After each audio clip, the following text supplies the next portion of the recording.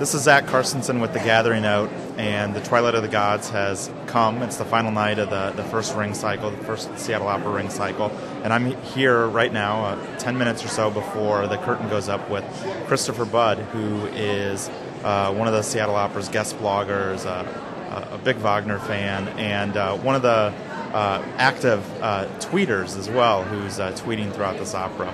And Christopher, thank you for taking some time to chat with me. Earlier in the week, you told me that Twilight of the Gods, Götterdämmerung, is your favorite opera. Why is that? Like, what is it about this particular opera that's so appealing to you? So first, thanks for having me. Quite honestly, the first part of why I love this is my first introduction to Wagner was Siegfried's Funeral March. And actually, I first heard that, believe it or not, back when I was 12 years old, and I saw the movie Excalibur, and they used that sequence in there. And I literally spent about 5 or 6 years wanting to find that piece of music. And so, oh, really? And so when I finally, because my family had no classical music background, right.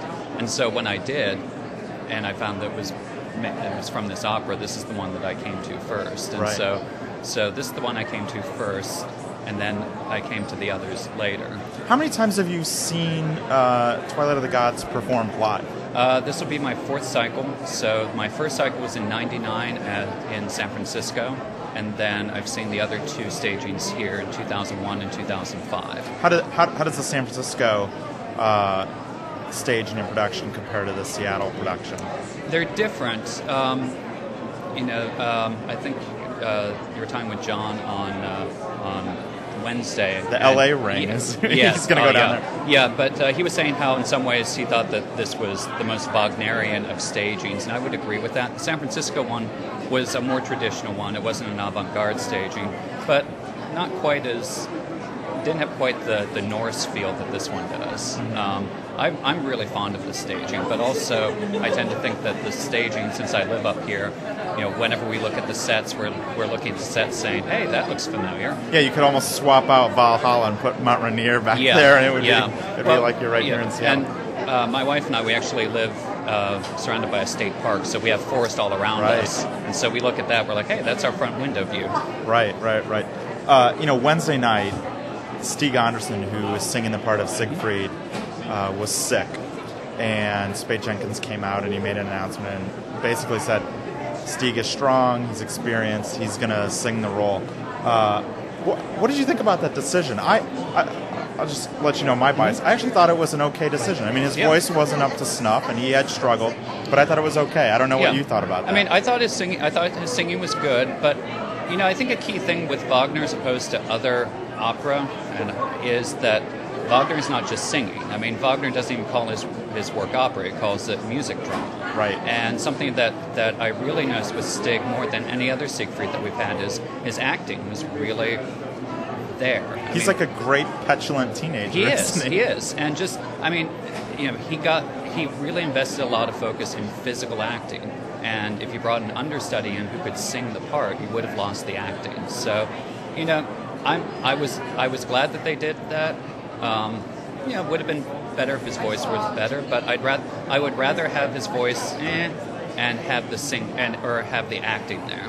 I actually, when he came out and he was sick, and there were a few times I thought he was going to tumble down in the orchestra pit, because I know how I feel. I'm just like, oh yeah. But by the end of the first act, I was rooting for him. Like, I want to see if he can actually get to the end, and if he can go toe to toe, being sick and being on stage for the entire opera and go toe to toe with Janice Baird, and he did. He was outsung in a few points in that final scene, but I thought he did fine. No, he did great. Now it's kind of funny because some friends and I are joking. We're starting to think that the Seattle Siegfried role actually has a curse on it. Right. Because Alan Woodrow was the last Siegfried. He did the 2001 and 2005 sequence. Before the 2001 sequence, or the night of the performance, Spate came out just like he did this time and said that Alan Woodrow had broken his leg in rehearsal the night before. Right. And what they did for that opera was they had him sing, and the understudy actually silently performed. Wow.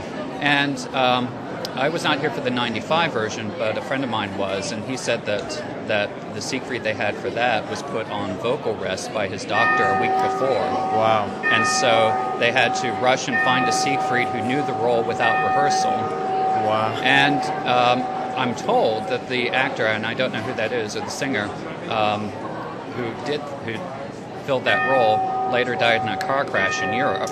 Wow, yes. I heard an interesting, the bells are ringing, and we're going to have to go in a second, but I heard an interesting story about a Siegfried when they were doing an English and German cycle here.